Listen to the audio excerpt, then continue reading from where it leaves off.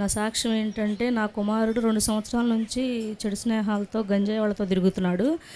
తెలిసి తెలియక వాళ్ళు నేనేం చేయట్లేదు మమ్మీ, నేను వాళ్ళు చేసేది గంజాయి పనులు నాకు తెలీదు, నేను మామూలుగానే వెళ్తున్నాను వాళ్ళతో అంటున్నాడు.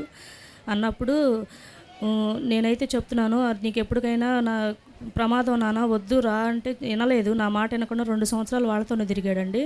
ఇక అయితే నేను అలా ఏడుస్తూ 1 సంవత్సరం అంతా ఇంట్లోనే ప్రార్థన చేసుకున్నాను. అయితే మా పెద్దమ్మ చెప్పింది, ఇలా ఇసాక్ పాస్టర్ గారి కాడికి వెళ్ళమ్మా ఒక్కసారి, ఆయన ప్రార్థన చేస్తే అన్నీ పోతాయి అని చెప్పింది. ఇక తర్వాత నేను ఒకరోజు ఇక్కడికి వచ్చాను, నిరుత్సాహంతోనే వచ్చాను. ఇన్ని రోజులు చేశాను అవుంది, ఇక్కడికి వస్తే ఏం జరిగిద్ది అనుకొని నేను వచ్చాను. కానీ దేవుని కృపను బట్టి నా కొడుకు ఇలా ఉన్నాడంటే, ఏం కాదు పోయిద్ది పో అని నా తల మీద చెప్పారు. నేనైతే అప్పుడే అనుకున్నా 3 నెలలు వస్తానన్న అనుకున్నాక, తర్వాత అలా ప్రార్థన చేసి అన్న పంపించిన వారం రోజులకే నా కుమారుడు ఆడ నుంచి విడుదల పొందాడు.